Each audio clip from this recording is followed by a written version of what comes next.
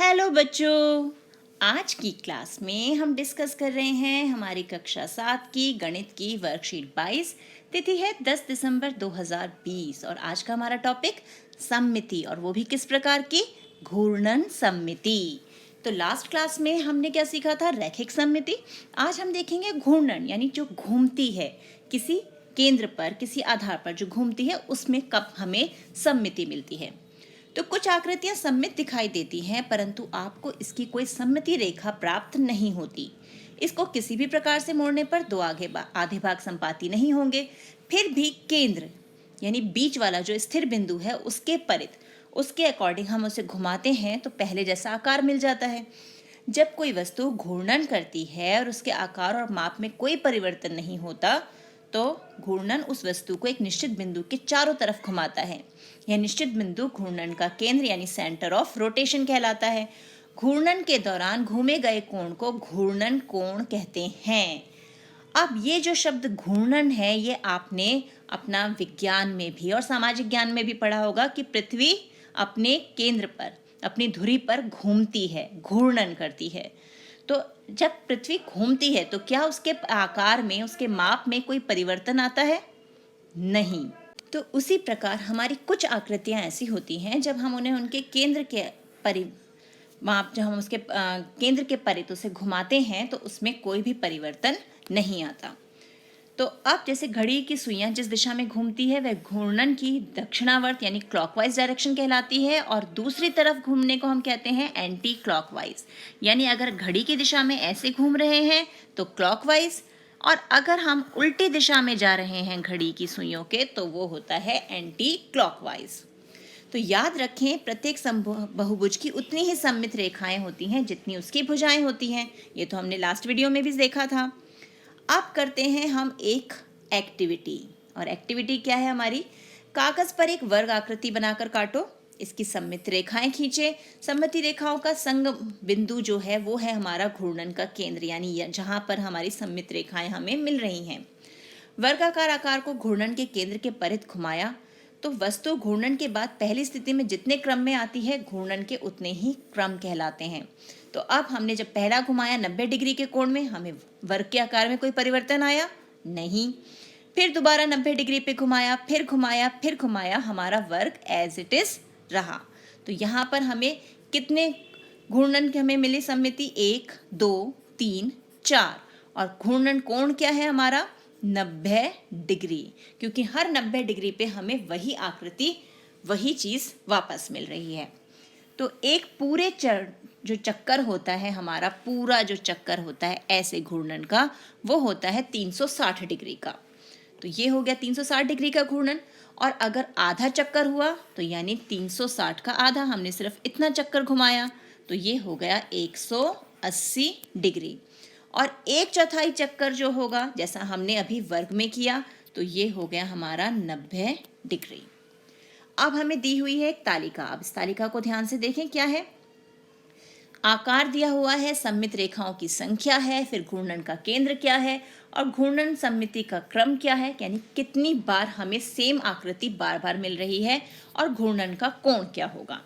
तो सबसे पहले आकृति है वर्ग, और वर्ग की हमें पता है 4 बराबर भुजाएं हैं, तो 4 ही सममिति रेखाएं होंगी। अब घूर्णन का केंद्र क्या होगा, इसका मध्य बिंदु, जहां पर सममित रेखाएं एक दूसरे को क्रॉस कर रही हैं, ये जो हमारा केंद्र है, ये है हमारा घूर्णन का केंद्र। और घूर्णन का सममिति क्रम हमें कितनी बार सेम आकृति मिली, 4 बार। और घूर्णन का कोण निकालने के लिए क्या करेंगे, जितना हमारा घूर्णन सममिति का क्रम होता है, हम 360 को उस क्रम से भाग कर देते हैं। तो यहाँ आ गया हमारे पास 90 डिग्री का कोण। अब है हमारे पास अक्षर Z। तो यहाँ सममित रेखाएं, यहाँ पर क्या इसे किस तरह से काटे कि 2 बराबर हिस्से मिल जाएं, तो 2 बराबर हिस्से तो हमें यहाँ नहीं मिल रहे, तो ये हो गया 0 सममित रेखाएं। घूर्णन का केंद्र क्या होगा, घूर्णन का केंद्र मध्य बिंदु ही होगा, वहीं से हम इसे घुमाएंगे, तो ये हो गया मध्य बिंदु। और घूर्णन सममिति का क्रम, यानी कितनी बार घुमाने पर हमें ये समान, यानी वापस Z ही मिलेगा। तो पहले ये Z है ऐसे, फिर एक बार घुमाया तो हमें किस प्रकार की आकृति मिल जाएगी, हमें मिलेगी कुछ इस प्रकार की। फिर घुमाएंगे तो वापस हमें ऐसा मिल गया, यानी एक बार हमें यहाँ पर ये मिल गया। फिर दोबारा घुमाएंगे तो आकृति किस प्रकार की हो जाएगी? अब की बार हमें फिर इस प्रकार की आकृति मिलेगी और फिर घुमाएंगे तो वापस हमें ये मिल गया। यानी हमारे पास कितनी बार हमें सेम आकृति मिली? सिर्फ 2 बार। तो 2 हमारा सममिति का क्रम हो गया। अब कोण निकालने के लिए क्या करेंगे? 360 को इस क्रम से भाग कर देंगे, यानी 180 डिग्री हमारा घूर्णन का कोण हो गया। अब बारी आई अक्षर एस की, जिसमें कोई भी सममित रेखा नहीं है। एस में भी कोई सममित रेखा नहीं है। घूर्णन का केंद्र मध्य बिंदु ही है, और यहाँ भी जैसे हमने Z को घुमाया उसी प्रकार S को भी घुमाएंगे। पहले S घूमेगा तो हमारे पास कुछ इस प्रकार का शेप आ जाएगी, फिर घुमाएंगे तो ये आ गया, यानी S वापस मिल गया। फिर घुमाया, फिर से हमारे पास ये शेप आई, और फिर चौथी बार में दोबारा S मिल गया, यानी 1 और 2 बार हमें ऐसा मिला। तो यहाँ भी ये 2 आ गया, और 360/2 यानी 180 डिग्री। अब बारी आई अक्षर ई की। तो ई को, ये जो ई है, अगर हम इसे ऐसे सममित रेखा से काटे तो 2 बराबर हिस्से दिख रहे हैं ना हमें, तो यानी यहाँ पर सममित रेखाओं की संख्या हो गई 1। ये हमें मिल गया। मध्य बिंदु ही हमारा घूर्णन का केंद्र है, और घूर्णन सममिति का क्रम, अब यहाँ पर हमारा सममिति का क्रम क्या है? ई को घुमाओ। जब पहली बार आप ई को घुमाओगे तो आपकी आकृति आएगी इस प्रकार की। दूसरी बार घुमाया, ये मिला। तीसरी बार घुमाया, ये मिला। चौथी बार में जाके हमें ई मिला। तो एक ही बार ऐसी पोजीशन आई जब हम वापस सेम आकृति पर पहुंचे। तो यानी घूर्णन सममिति का क्रम हो गया 1। तो 360/1 क्या आ गया? 360 डिग्री। यानी पूरा घुमा देने के बाद ही हमें ई मिला, कहीं आधे पर भी हमें वापस ई नहीं मिल रहा था। अब वृत्त की तो सममिति से हमें पता है रेखाएं कैसी होती हैं? अनंत, इतनी सारी होती हैं उसमें। लास्ट वीडियो में देखा था ना।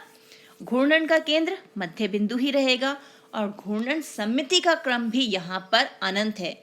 आप एक चूड़ी को घुमाते रहो, थोड़ा सा भी घुमाओगे, क्या उसके आकार में परिवर्तन आएगा? वो तो रहेगी वृत्ताकार की ही। यानी यहाँ पर हमारा घूर्णन का सममिति क्रम भी अनंत है। और उसी प्रकार घूर्णन का कोण जो है, हर डिग्री पे, हर छोटे से कोण पर भी हमें वही क्या मिलेगा? वही आकृति मिलेगी। तो ये हो गया हमारा तालिका पूरी। अब देखें आगे क्या है। आगे है हमारे लिए एक और प्रश्न कि अपने दैनिक जीवन में दिखने वाले घूर्णन सममिति के उदाहरण दीजिए। कि आप अपनी डेली लाइफ में भी देखते होंगे घूर्णन, जहाँ घुमा के आपको वही सेम आकृति मिल रही होगी। तो कौन कौन से हैं वो उदाहरण? हमारा पहिया, चाहे वो कार का पहिया हो, साइकिल का पहिया हो, है ना। घड़ी की सुई घूमती रहती है और हमें वही आकृति मिलती रहती है घूर्णन होने पर। कागज़ की चक्री, जब तेज़ हवा चलती है हम कागज़ की चक्री बनाते हैं और उसे लेके भागते हैं ना, और वो पंखे की तरह घूमने लगती है, तो वो भी हमारा घूर्णन का ही एक उदाहरण है। इसी प्रकार के आप और उदाहरण भी सोच सकते हैं जो आप अपने डेली लाइफ में ऑब्जर्व करते होंगे। अब है आओ और अभ्यास करें, यानी हमें अब प्रश्न हल करने हैं। तो पहला प्रश्न क्या है हमारा? निम्नलिखित आकृतियों में से किन आकृतियों में एक से अधिक क्रम की घूर्णन सममिति है? यानी किन आकृतियों में वापस हम जैसे यहाँ से शुरू हुए और वापस हमें यहाँ आना है, तो हमें एक से ज़्यादा बार वही आकृति वापस मिल रही है। अब वृत्त का तो हमें पता है अनंत है इसमें, तो हमारा उत्तर क्या हो गया? ए में हमें एक से अधिक क्रम की मिल जाएगी। अब त्रिभुज आपने बिंगो ट्रायंगल वाला ऐड देखा होगा ना, कि जहाँ से भी घुमाओ वो त्रिभुज ही रहता है, चाहे वो ऐसे रखो फिर घुमा दिया तो भी त्रिभुज ही रहेगा। तो यहाँ पर हमारे पास, यानी इस केस में भी हमारे पास एक से अधिक घूर्णन सममिति है। फिर सी को देखो, सी को घुमाएंगे तो हमें ऐसा मिला, नहीं ये सेम नहीं आया। फिर घुमाया तो ऐसा मिला, ये भी सेम नहीं आया। वापस जब हम दोबारा से उसी पोजीशन पे पहुंच रहे हैं 360 पर घुमाने के बाद, तो हमें ये आकृति मिल रही है, यानी सी में एक ही सममिति घूर्णन है, उससे ज़्यादा नहीं है। डी में हमें एक से ज़्यादा घूर्णन सममिति मिलेगी, किसे घुमाते जाओ हर बार वही आकृति मिलेगी, 2 बार तो मिलेगी। और ई में भी एक से ज़्यादा मिलेगा, और F ये है आपकी वो कागज की चक्री। देख के याद आया? तो यहाँ भी हमारे पास एक से ज़्यादा घूर्णन सममिति है। तो सिर्फ C को छोड़ के सभी में हमारे पास एक से अधिक क्रम की घूर्णन सममिति है। अब है अगला, प्रत्येक आकृति के घूर्णन सममिति का क्रम बताइए। तो ये हमारे पास सारी आकृतियां दी हुई हैं, इनका घूर्णन सममिति क्रम बताना है कि कितनी बार घुमाकर हमें सेम आकृति वापस मिल रही है। तो चलो अब इसे हल करते हैं। सबसे पहले हमारी आकृति है ये आकृति A। तो अब यहाँ पर हमें 180 डिग्री घुमाया तो हमें सेम पोजीशन मिली, और फिर दोबारा से इसे 180 डिग्री के कोण पे घुमाया तो हमें वापस वही स्थिति मिल गई जो हमारी बिल्कुल शुरू में थी, स्टार्टिंग में थी। तो कितने क्रम हो गए यहाँ पर? यहाँ पर हो गए हमारे क्रम 2। तो यहाँ लिख देते हैं हम सममिति क्रम, घूर्णन सममिति क्रम है हमारा 2। अब अगली जो है हमारा पार्ट बी, उसमें ये है 80 डिग्री का कोण। अब यही पोजीशन हमें कब दोबारा मिलेगी? जब हम इसे 180 डिग्री के कोण पे घुमाएंगे और फिर दोबारा से 180 डिग्री के कोण पे यानी आधा घुमा देंगे, तब जाके हमें दोबारा से यही स्थिति मिलेगी। तो यानी अब फिर यहाँ पर भी कितना हो गया क्रम? 2 बार हुआ ऐसा, तो यहाँ पे भी क्रम हो गया 2। अब अगला पार्ट देखते हैं। अगला क्या है? C part. अब सी पार्ट को ध्यान से देखो, ये है हमारा एक त्रिभुज। अब इस त्रिभुज को हम मान लेते हैं ये हमारा स्टार्टिंग पॉइंट है और उसको P का नाम दे देते हैं। तो जब हमने इसे 120 डिग्री के कोण पे घुमाया तो P जो है वो यहाँ पहुँच गया, फिर 120 पे घुमाया तो यहाँ, और फिर 120 पे घुमाया तो यहाँ। यानी सममिति जो घूर्णन सममिति है वो कितनी हो गई हमारी? 3। और कोण 120 डिग्री का कैसे निकला?